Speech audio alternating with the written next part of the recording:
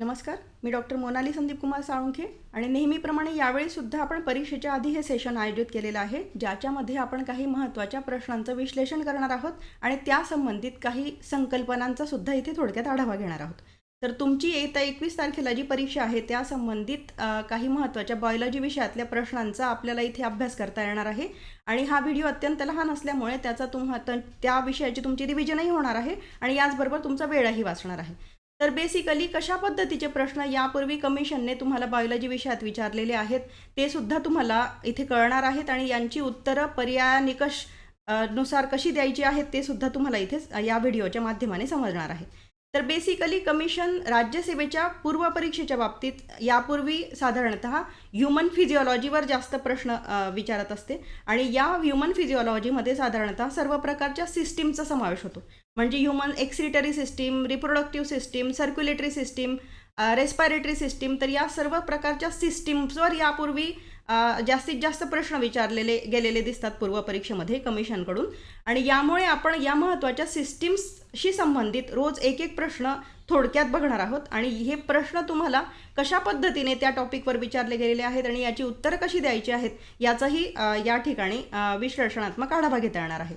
तर आपण सुरुवात करणार आहोत मानवी रक्ताभिसरण संस्थेपासून. तर मानवी रक्ताभिसरण संस्थेलाच ह्युमन सर्क्युलेटरी सिस्टीम असं म्हटलं जातं आणि यामध्ये कमिशनने MPSC 16 मध्ये हा प्रश्न विचारलेला आहे, बंडल ऑफ हिसचं जाळं हे कुठे असतं.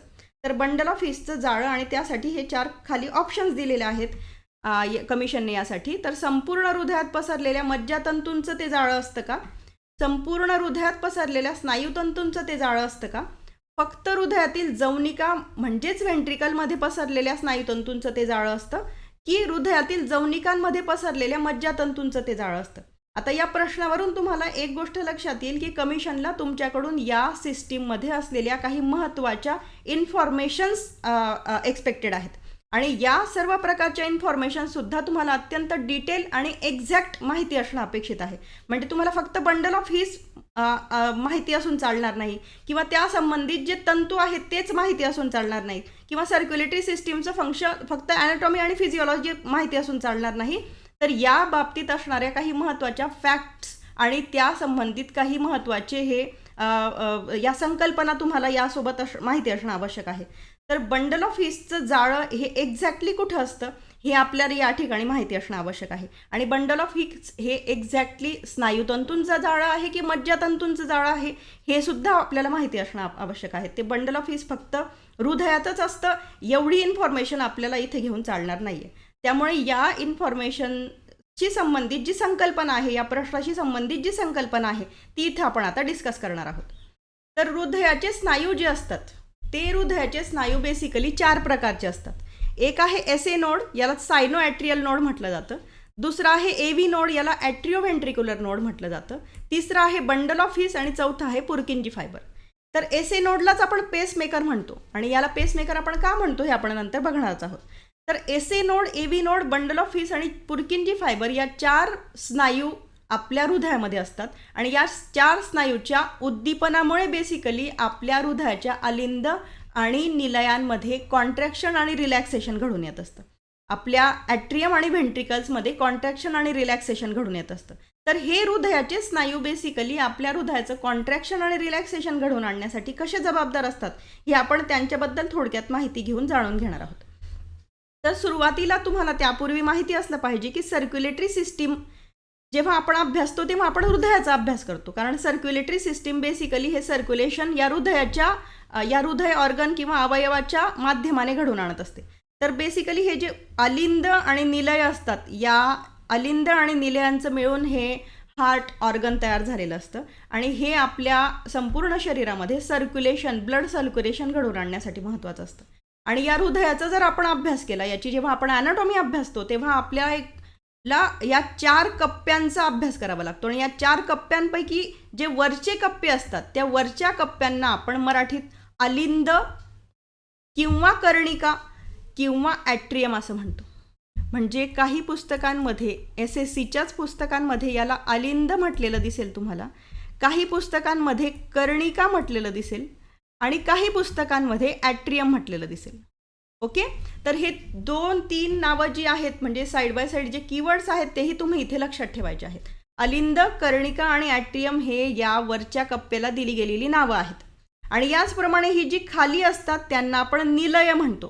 त्याला मराठीत निलय किंवा जवनिका किंवा व्हेंट्रिकल्स. ओके. तर याला जवनिका किंवा व्हेंट्रिकल्स किंवा निलय आपण म्हणत असतो. ओके. तर हे सुद्धा तुम्ही लक्षात ठेवायचं आहे. तर या हृदयामध्ये असलेल्या या 2 कप्प्यांना आपण ॲट्रियम म्हणजेच अलिंद म्हणजेच कर्णिका म्हणतो, हे लक्षात ठेवायचं आहे. आणि खालचे जे कप्पे असतात त्यांना निलय, व्हेंट्रिकल्स किंवा जवनिका असं म्हणतो. आणि बेसिकली या संपूर्ण हृदयाचं फंक्शन होण्यासाठी, त्याचं वेळोवेळी कॉन्ट्रॅक्शन आणि रिलॅक्सेशन होण्यासाठी या हृदयामध्ये काही स्नायू असतात. आणि हे कुठले कुठले स्नायू असतात तर हे असतात SA node, AV node, bundle of His आणि पुरकिंजी फायबर. यापैकीच पहिला जो असतो एसए नोड तो या ठिकाणी स्थित असतो, म्हणजे तो उजव्या अलिंदामध्ये स्थित असतो. बघा त्याची पोझिशन तुम्ही जर बघितली तर तो अलिंदामध्ये स्थित आहे. हे उजवा अलिंद आहे बघा, म्हणजे राईट ॲट्रियम आहे. तर या अलिंदामध्ये हा पहिला स्नायू स्थित असतो. त्यानंतर या स्नायूच्या उद्दीपनानंतर ही जी तयार झालेली उद्दीपनं असतात ती उद्दीपनं पुढच्या स्नायूकडे नेली जातात, जो पुन्हा उजव्या अलिंदातच प्रेझेंट असतो, ज्याला आपण एव्ही नोड किंवा ॲट्रिओव्हेंट्रिक्युलर नोड म्हणतो. तो ॲट्रियम आणि जस्ट व्हेंट्रिकलच्या वरच्या साईडला प्रेझेंट असतो म्हणून आपण त्याला ॲट्रिओव्हेंट्रिकल नोड म्हणतो. याला सायनो ॲट्रियल नोड म्हणतो कारण हा सायनस भागात या ॲट्रियममध्ये प्रेझेंट असतो म्हणून त्याला आपण सायनो ॲट्रियल नोड म्हणतो. याला पेसमेकर म्हणतो कारण सगळ्यात सुरुवातीला उद्दीपनं इथून तयार होतात आणि ही उद्दीपनं हृदयामध्ये प्रत्येक भागापर्यंत नेली जाऊन हृदयाचं कॉन्ट्रॅक्शन आणि रिलॅक्सेशन होतं. तर एसए नोडकडून जेव्हा उद्दीपनं तयार होतात तेव्हा ती तयार केलेली उद्दीपनं ही पुढे एव्ही नोडकडे नेली जातात आणि त्यानंतर या एव्ही नोडमधली उद्दीपनं पुढे नेली जातात. कुठे? या निलयांच्या मध्यभागी. हे जे निलय आहेत म्हणजेच व्हेंट्रिकल आहेत, हे जे व्हेंट्रिकल्स आहेत त्या मध्यभागी असणारा हा जो भाग आहे ॲट्रिओव्हेंट्रिक्युलर सिप्टम, हा पडदा, त्या पडद्यामध्ये बेसिकली हे बंडल ऑफ हिस असतं. हे पण स्नायू आहेत, हे सगळे स्नायू आहेत पिवळ्या रंगाने दाखवलेले. तर एक स्नायू दुसऱ्याला उद्दीपित करतोय, दुसरा स्नायू तिसऱ्याला उद्दीपित करतोय, तिसरा स्नायू चौथ्याला उद्दीपित करतोय आणि याप्रमाणे उद्दीपनं पुढे पुढे हृदयामध्ये जात आहेत. तर आधी एसए नोड स्वतः उद्दीपित होतो म्हणून त्याला पेसमेकर म्हणतो आपण, कारण तो स्वतः उद्दीपित होतो, कुठल्याही चेता उद्दीपनाशिवाय तो उद्दीपित होतो. आणि हे उद्दीपन नंतर एव्ही नोडकडे नेलं जातं. हे एव्ही नोडकडचं उद्दीपन बंडल ऑफ हिसकडे नेलं जातं, जे बंडल ऑफ हिस या निलयांच्या मध्यभागी स्थित आहे आणि तिथून ते पसरलेलं आहे. आणि नंतर हे बंडल ऑफ हिसचं जाळं पुढे पसरत जातं निलयांमध्ये, याला आपण पुरकिंजी फायबर म्हणतो. तर या प्रकारचे 4 स्नायू या हृदयामध्ये स्थित असतात, जे बेसिकली या हृदयाचं कॉन्ट्रॅक्शन आणि रिलॅक्सेशन घडून आणण्यासाठी रिस्पॉन्सिबल असतात. तर इथले एसए नोड आणि एव्ही नोड हे ॲट्रियममध्ये प्रेझेंट असल्यामुळे बेसिकली यांच्या उद्दीपनामुळे हे ॲट्रियम भाग म्हणजेच हे अलिंद भाग कॉन्ट्रॅक्ट होतात, म्हणजे आकुंचन पावतात. आणि या आकुंचनामुळे यांचं रक्त सायमल्टेनियसली उजव्या अलिंदात रक्त उजव्या निलयात आणलं जातं, डाव्या अलिंदात रक्त डाव्या निलयात आणलं जातं. आणि नंतर मग हे जे उद्दीपनं या एसए नोडकडून एव्ही नोडकडून या बंडल ऑफ हिसकडे येतात आणि बंडल ऑफ हिसमधून मग या पुरकिंजी फायबरकडे जातात, तेव्हा मग या निलयांचं कॉन्ट्रॅक्शन होतं. म्हणजे बेसिकली हे दोघं या निलयांचं म्हणजे व्हेंट्रिकल्सचं कॉन्ट्रॅक्शन घडून आणण्यासाठी रिस्पॉन्सिबल असतात. आणि मग या पद्धतीने संपूर्ण एक वेळा अलिंद आणि एक वेळा व्हेंट्रिकल कॉन्ट्रॅक्ट होतात. तर एकाच वेळी हे दोघं अलिंद सुरुवातीला कॉन्ट्रॅक्ट होतात आणि नंतर मग एकाच वेळी हे 2 व्हेंट्रिकल्स कॉन्ट्रॅक्ट होतात आणि मग रक्त पुढे नेलं जातं. ओके. तर सुरुवातीला हे अलिंद कॉन्ट्रॅक्ट झालं की याच्यातून रक्त पुढे निलयात येतं, हे अलिंद कॉन्ट्रॅक्ट झालं तर याच्यातून रक्त या पुढच्या निलयात येतं, डाव्या निलयात येतं. आणि जेव्हा हे उजवं निलय कॉन्ट्रॅक्ट होतं तेव्हा त्याच्यातलं रक्त या लंग्सकडे जातं शुद्ध होण्यासाठी आणि जेव्हा डावं निलय कॉन्ट्रॅक्ट होतं तेव्हा त्याच्यातलं रक्त या ग्रेट ॲवोर्टामधून शरीराच्या प्रत्येक भागाला पुरवलं जातं. तर बेसिकली हे दोघंही अलिंद एका वेळी कॉन्ट्रॅक्ट होतं आणि नंतर दोघंही निलय एकाच वेळी कॉन्ट्रॅक्ट होतं. तर हे कॉन्ट्रॅक्शन आणि रिलॅक्सेशन या स्नायूंमुळे घडून येतं आणि या स्नायूंचा अभ्यास आपल्याला आता 1 बाय 1 करायचा आहे. तर आपण आता आधी एसए नोड म्हणजे काय ते समजून घेणार आहोत, नंतर एव्ही नोड म्हणजे काय हे समजून घेणार आहोत आणि त्यानंतर मग बंडल ऑफ हिसचा अभ्यास करून पुरकिंजी फायबरचा अभ्यास करणार आहोत. तर आधी आपण एसए नोड म्हणजे सायनो ॲट्रियल नोड म्हणजेच पेसमेकर हा कुठे असतो आणि तो काय करतो हे बघणार आहोत. तर हा जो एसे नोड असतो तो उजव्या आलिंदाच्या म्हणजेच कर्णिकेच्या म्हणजेच ॲट्रियमच्या भागामध्ये असतो. इथे मी यापूर्वी तुम्हाला सांगितल्याप्रमाणे तो इथे असतो. म्हणजे हे ॲट्रियम आहे, उजव्या आलिंद आहे, कर्णिका आहे, ॲट्रियम आहे. आणि याच्यामध्ये या स्नायूंच्या पेशींचा गुच्छ असतो. तर स्नायू पेशी आहेत त्या आणि त्या स्नायू बनवत आहेत. तर हा स्नायू पेशीचा गुच्छ इथे असतो. याला एसे नोड म्हटलं जातं. आणि हे स्नायू कुठल्याही चेता उद्दीपनाशिवाय स्वतःहून उद्दीपित होतात. हे या हृदयाचं अत्यंत महत्त्वाचं वैशिष्ट्य, म्हणजे या स्नायूंचं, हृदयातल्या स्नायूंचं महत्त्वाचं वैशिष्ट्य आहे की कुठलीही चेता येऊन त्यांना उद्दीपित करत नाही, ते स्वतः उद्दीपित होतात. आणि जेव्हा हा एसे नोड उद्दीपित होतो स्वतःहून, म्हणून त्याला पेसमेकर म्हटलं जातं. ओके है ना. तर हा पेसमेकर उद्दीपित होतो आणि तो पुढच्या स्नायूला उद्दीपित करतो, एव्ही नोडला. ओके. आणि मग आता आपण एव्ही नोडबद्दल इन्फॉर्मेशन घेणार आहोत. फक्त स्नायू बाजूला काढले तर ते या पद्धतीने उद्दीपित करतात पुढच्या स्नायूला आणि ही उद्दीपनं पुढेही जातात या व्हेंट्रिकल ॲट्रियममध्ये. ओके. तर एसे नोड हा एव्ही नोडला उद्दीपित करतो.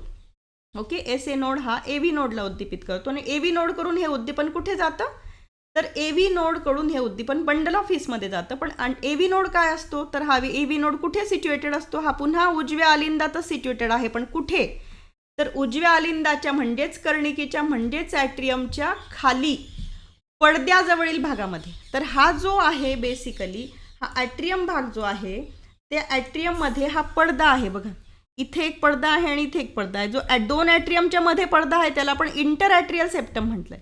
आणि दोन व्हेंट्रिकलच्या मध्ये जो पडदा आहे त्याला ॲट्रिओव्हेंट्रिक्युलर सेप्टम म्हटलं, त्याला व्हेंट्रिक्युलर सेप्टम म्हटलंय. आणि हा मधला दोघंही ॲट्रियम आणि व्हेंट्रिकलच्या मध्यभागी असलेला ॲट्रिओव्हेंट्रिक्युलर सेप्टम असतो. तर इंटर ॲट्रियल सेप्टम जे आहे, दोन ॲट्रियमच्या मध्यभागी असणारा सेप्टम पडदा, त्या पडद्याजवळ हा एव्ही नोड प्रेझेंट असतो. ओके.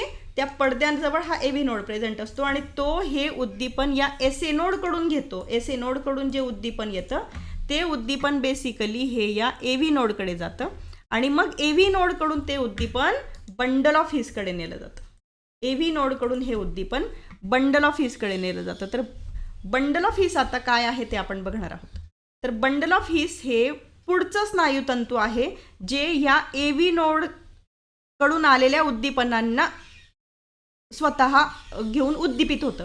तर एव्ही नोड हे बंडल ऑफ हिसकडे याप्रमाणे ही उद्दीपनं प्रोव्हाइड करतात. तर हे तंतू आहे, आता हे नोड्स होते दोघं आणि यानंतर या नोडकडून हे उद्दीपन गेलं या विशिष्ट स्नायुतंतूकडे. आणि हा स्नायुतंतू कुठे स्थित आहे बघा, तुम्ही या स्नायुतंतूची पोझिशन जर बघितली तर तो स्नायुतंतू इथे या निलयांच्या, दोन निलयांच्या मध्यभागी स्थित आहे इथे. ओके. तर हे तंतू जे आहे हे निलयांच्या मध्यभागी इथे पसरलेले आहेत असे. ओके. निलयांच्या ठिकाणी पसरलेले आणि त्यांचं हे पसरलेलं जे तंतूंचं जाळं असतं ते पुढे पुन्हा या निलयांकडे जात जातं आणि या जाळ्याला आपण पुरकिंजी फायबर म्हणतो. ओके. तर बंडल ऑफ हिसचं जाळं जे असतं हे स्नायुतंतूंचं हे या जवनिका म्हणजेच निलयांच्या मध्यभागी असणारं जाळं असतं. ओके. ते निलयांकडून पुढे याप्रमाणे संपूर्ण हृदयाकडे पसरत असतं. ओके. आणि त्यानंतर पुरकिंजी फायबर जे असतं ते बंडल ऑफ हिसकडून ही जी उद्दीपनं येतात ती पुरकिंजी फायबरकडे जातात. ही जे आहेत छोटे छोटे तंतू मग या निलयांकडे पसरतात. हे जे तंतू आहेत या तंतूंना आपण पुरकिंजी फायबर म्हणतो. आणि या शाखा डाव्या आणि उजव्या निलयात जेव्हा उघडतात तेव्हा आपण त्यांना पुरकिंजी फायबर म्हणतो. या ॲट्रिओव्हेंट्रिक्युलर सेप्टममधून, या ठिकाणी ॲट्रिओव्हेंट्रिक्युलर सेप्टममधून या ज्या सगळ्या जाळीयुक्त स्नायू तंतू आहेत त्यांना आपण पुरकिंजी फायबर म्हणतो. तर या पद्धतीने चार प्रकारचे स्नायू तंतू किंवा चार प्रकारचे स्नायू आपल्या हृदयात बघायला मिळतात. SA node, AV node, bundle of His आणि पुरकिंजी फायबर. आणि या चारही स्नायू तंतूंमुळे किंवा या चारही स्नायूंच्या उद्दीपनामुळे बेसिकली आपल्या हृदयाचं वेळोवेळी आकुंचन आणि प्रसरण घडवून आणलं जात असतं. तर जेव्हा एसे नोड आणि एव्ही नोड आकुंचन पावतो तेव्हा उद्दीपित होतो तेव्हा हे ॲट्रियम भाग आकुंचन पावतात आणि जेव्हा बंडल ऑफ हिस आणि पुरकिंजी फायबर उद्दीपित होतात तेव्हा ही निलय आकुंचन पावतात आणि वेळोवेळी त्यांनी रक्तात वाहून आणलेलं हे पुढच्या भागाकडे नेलं जातं. ओके. आता आपण प्रश्नाकडे वळू. तर बंडल ऑफ हिसचं जाळं हे कुठे पसरलेलं असतं हा प्रश्न आहे इथे. पहिला पर्याय आहे संपूर्ण हृदयात पसरलेल्या मज्जातंतूंचं ते जाळं असतं. कारण ते मज्जातंतूंचं जाळं नसून स्नायूतंतूंचं जाळं आहे हेही आपल्याला माहिती असेल, तरी आपल्याला इथे 2 पर्याय डिलीट करता येत आहेत. ते मज्जातंतूंचं जाळं नसून ते स्नायूतंतूंचं जाळं असतं. आता राहिले दुसरा आणि तिसरा पर्याय. तर बंडल ऑफ हिस हे संपूर्ण हृदयात पसरलेल्या स्नायूतंतूंचं जाळं असतं का? नाही. बंडल ऑफ हिस हे संपूर्ण हृदयात पसरलेल्या स्नायूतंतूंचं जाळं नसतं. SA node, AV node, bundle of His आणि पुरकिंजी फायबर या 4ही मिळून संपूर्ण हृदयात पसरलेले स्नायूतंतू असतात. पण फक्त बंडल ऑफ हिसच्या बाबतीत आपल्याला विचारलेलं आहे. तर हे बंडल ऑफ हिस हृदयातील जवनिका म्हणजेच व्हेंट्रिकलमध्ये पसरलेल्या स्नायूतंतूंचं जाळं असतं. ओके. तर फक्त हृदयातील म्हणजे हृदयाच्या भागामध्ये असणाऱ्या या जवनिका ज्या आहेत, जवनिका म्हणजेच व्हेंट्रिकल्स म्हणजेच निलय, या जवनिका व्हेंट्रिकल भागामध्ये असलेल्या स्नायूतंतूंचं ते जाळं असतं. म्हणून या ठिकाणी या प्रश्नाचं योग्य उत्तर आहे फक्त हृदयातील जवनिका म्हणजेच व्हेंट्रिकलमध्ये पसरलेल्या स्नायूतंतूंचं ते जाळं असतं. ओके. तर बंडल ऑफ हिसचा अभ्यास करताना आपण बघितलं होतं की ते या जवनिकांमध्ये असलेल्या स्नायूतंतूंचं जाळं आहे. ओके. म्हणून या प्रश्नाचं योग्य उत्तर आहे पर्याय क्रमांक 3. ठीक आहे. तर याच पद्धतीने आपण या बायोलॉजी विषयातल्या महत्त्वाच्या सिस्टीम्सवर यापूर्वी कमिशनने कशा कशा पद्धतीने प्रश्न विचारलेले आहेत ते 1 by 1 या सेशन्सच्या दरम्यान बघणार आहोत. तोपर्यंत तुम्हाला ऑल द बेस्ट आणि थँक्यू सो मच.